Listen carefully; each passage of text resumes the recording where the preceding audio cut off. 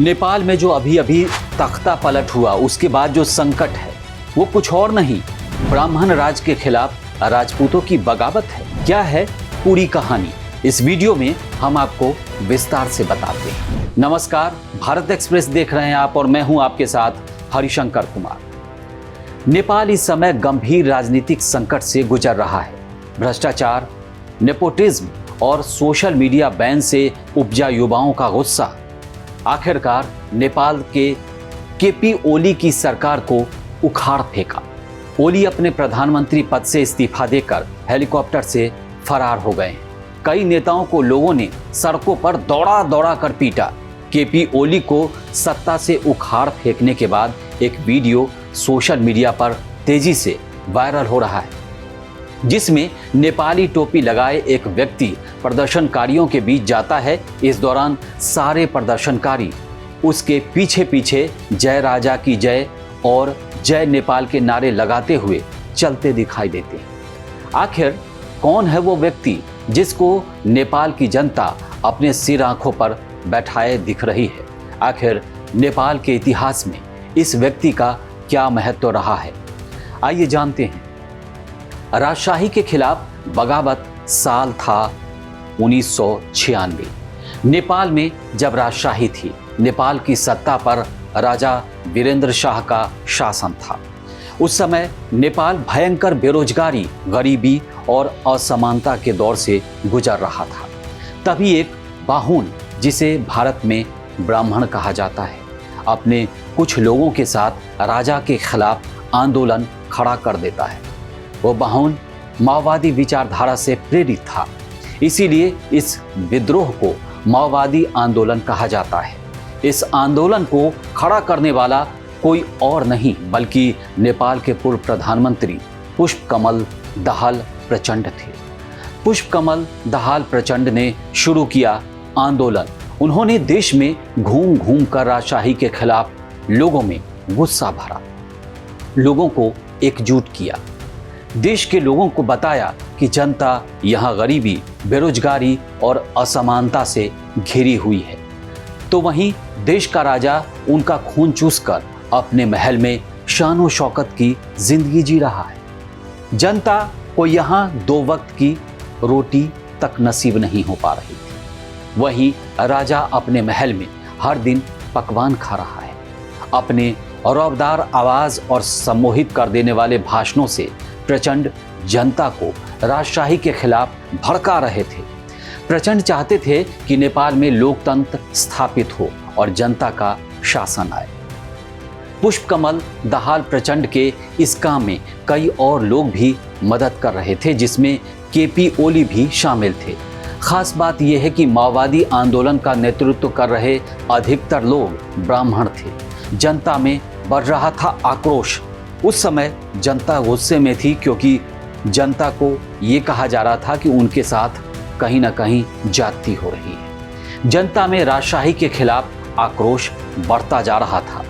तभी कुछ ऐसा होता है कि जनता आंदोलन के लिए मचल उठती है। दरअसल 2005 में राजा ज्ञानेंद्र ने तख्ता पलट कर दिया और सारी सत्ता अपने हाथों में ले ली। आपको बता दें कि 1990 में नेपाल में हुए जन आंदोलन के बाद राजा ने नेपाल में बहुदलीय लोकतंत्र बहाल कर दी थी, लेकिन राजशाही फिर भी बरकरार थी। 2008 में पुरानी राजशाही का अंत हुआ। राजा के इस कदम पर जनता का गुस्सा फूट पड़ा। जनता सड़कों पर उतरकर आंदोलन करने लगी। माओवादियों और राजनीतिक दलों के दबाव में आकर राजा ज्ञानेंद्र को आखिरकार झुकना पड़ा। 28 मई 2008 में नेपाल के संविधान सभा ने 540 और 4 के बहुमत से राजशाही को खत्म कर दिया। इसके बाद नेपाल को एक लोकतांत्रिक गणराज्य घोषित कर दिया गया। इस तरह से नेपाल में 240 साल पुरानी राजशाही का अंत हो गया। राजा ज्ञानेंद्र को अपने निवास स्थान नारायण हिट्टी पैलेस छोड़ना पड़ा और वो एक आम नागरिक बनकर रह गए। 1996 से लेकर 2006 तक चले इस गृह युद्ध में नेपाल में 16,000 से अधिक लोग मारे गए। राजशाही खत्म होने के बाद नेपाल का एक वर्ग खासा नाराज हो गया। ये वर्ग था राजपूतों का। नेपाल में राजपूतों का क्षत्रिय को क्षेत्री कहा जाता है। उस समय नेपाल के राजपूतों को जनता के विरोध के चलते सत्ता छोड़नी पड़ी थी। 240 सालों से नेपाल की सत्ता में बने रहने वाले राजपूत अचानक से आम आदमी बन गए थे। सत्ता में ब्राह्मणों का बोलबाला था। देश में लोकतंत्र तो लागू हो गया, लेकिन आम जनता को फिर भी भागीदारी नहीं मिली। नेपाल में लोकतंत्र स्थापित होने के बाद सत्ता अधिकतर ब्राह्मणों के पास ही रही, चाहे नेपाल का राष्ट्रपति का पद हो, प्रधानमंत्री का या सेना प्रमुख का या संसद के स्पीकर का, जिसको लेकर आम जनता में भी भारी आक्रोश भरता रहा। नेपाल में मौजूदा राजनीति संकट के पीछे भी इसी जातिवाद को बड़ा फैक्टर माना जा रहा है। नेपाल की जनता में सालों से इस बात को लेकर नाराजगी रही कि नेपाल की सरकारों में, सरकारी व्यवस्था में ब्राह्मणों का ही बोलबाला है, उन्हीं का कब्जा है। नेपाल में ब्राह्मणों की आबादी लगभग 12.2% है। हर क्षेत्र में इनका दबदबा है। नेपाल का सबसे बड़ा जातीय समूह क्षेत्रीय या क्षत्रिय है, जिसे राजपूत भी कहा जाता है। नेपाल में राजपूतों की आबादी 16.6% है, मतलब ब्राह्मण से ज़्यादा। यहाँ दोनों वर्गों को मिलाकर खस आर्य कहा जाता है। नेपाली सरकार में ब्राह्मणों का काफ़ी दबदबा है। उसका अंदाज़ा इसी बात से लगाया जा सकता है कि अधिकतर समय सत्ता इन्हीं के पास रही है।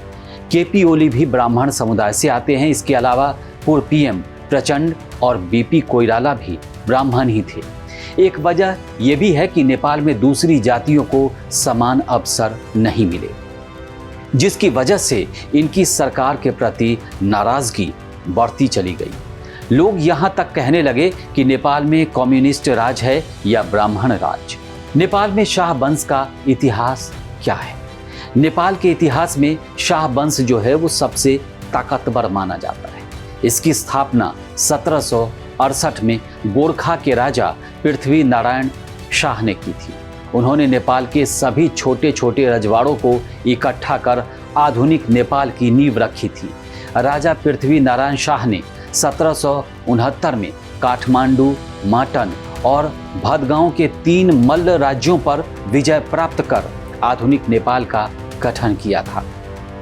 शाह वंश जो है अपने आप को प्राचीन भारत के राजपूतों का वंशज बताता है, लेकिन उनकी राजशाही तो खत्म हो गई।